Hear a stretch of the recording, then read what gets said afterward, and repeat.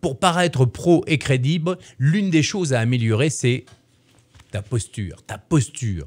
On peut transmettre assez d'informations, et ça je te le jure, on peut transmettre beaucoup d'informations avec le langage non verbal, juste par ta manière de te tenir. Donc, le truc c'est lâche tes épaules, tiens-toi droit, souris, ne sois pas trop rigide, sors la poitrine, hein, sors là, ne reste pas comme ça, sors la poitrine et détends-toi, sois cool. Bienvenue dans le Lorenzo Show. Booste ta confiance et deviens pro face caméra et micro. Écoute le Lorenzo Show.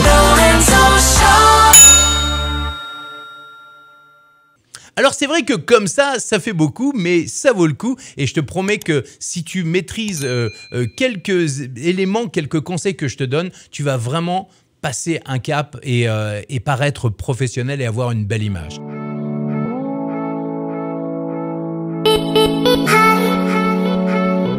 Alors, tout d'abord, pour avoir un bon son, il va falloir que tu choisisses un bon micro. Alors, qu'il soit cravate ou un micro de type Yeti, un type Yeti. Alors, c'est pas ce type-là, mais c'est à peu près la même chose. Tu peux l'avoir sur Internet aujourd'hui. Un micro cravate, tu en as pour 25 € sur Internet. Un Yeti, ça doit coûter dans les 140, 150 € et ça change véritablement la donne. Tu vas voir que déjà, rien qu'en écoutant ta voix avec ce genre de micro, bah, tu vas te dire « Ah ouais, déjà, c'est autre chose ».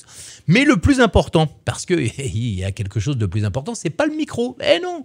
Le plus important, c'est l'acoustique de ta pièce. Essaie d'enregistrer ou de faire des lives dans des endroits confinés, c'est-à-dire pas des cathédrales, d'accord, mais par exemple des portiques de vêtements tout autour de l'endroit où tu vas filmer. Bien évidemment, ne filme pas les vêtements et les portiques, hein. Mais tu peux mettre aussi des rideaux, des coussins, si on les voit pas, les coussins, ou alors des matelas.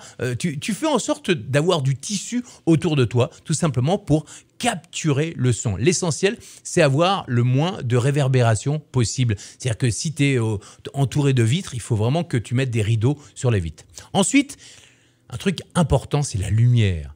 C'est aussi un gage de professionnalisme, avoir une bonne lumière. Et l'idéal, c'est de t'éclairer avec 2 points, tu vois. Là, moi, j'en ai 3. Bon, encore une fois, j'ai des points derrière. Tu n'es pas obligé d'avoir tout ça. 2 points, ça suffit déjà largement. Sur les côtés, 2 sources de lumière. Et tu peux tout à fait démarrer avec des lumières que tu as chez toi. Et déjà, si tu es bien éclairé, c'est top.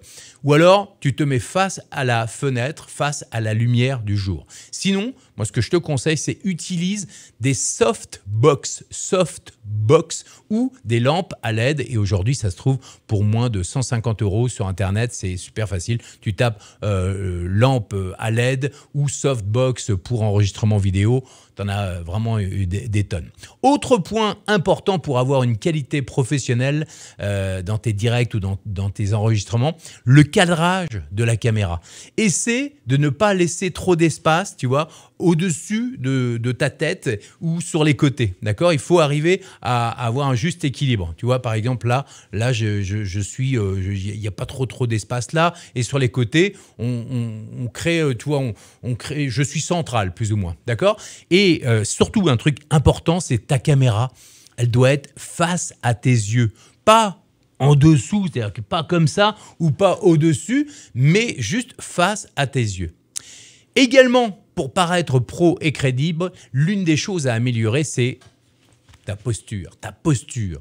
On peut transmettre assez d'informations, et ça, je te le jure, on peut transmettre beaucoup d'informations avec le langage non verbal, juste par ta manière de te tenir. Donc, le truc, c'est lâche tes épaules, tiens-toi droit, souris, ne sois pas trop rigide, sors la poitrine, hein, sors là, ne reste pas comme ça, sors la poitrine et détends-toi, sois cool, montre toujours.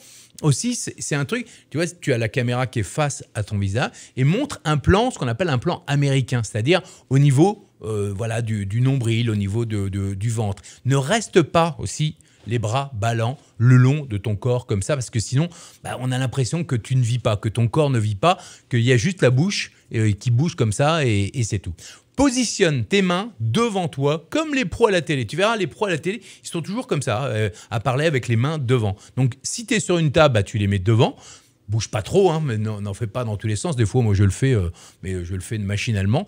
Et soit juste, voilà, montre que t'es là, affirme-toi tel que tu es, ne reste pas comme ça, les bras ballants, et souris, tout simplement.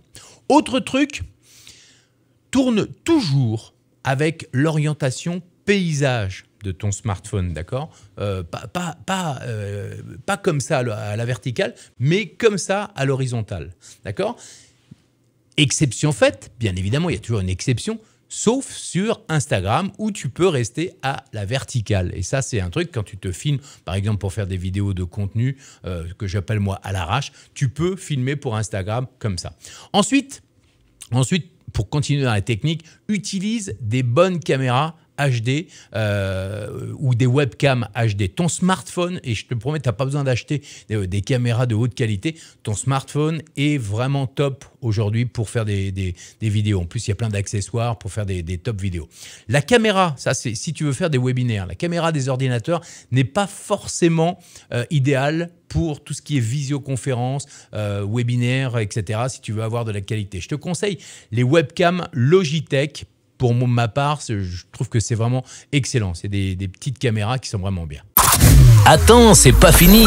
Pour réussir tes présentations micro, visio, vidéo, 1, télécharge ton cadeau. 2, Abonne-toi. 3. Partage un max. À très bientôt dans le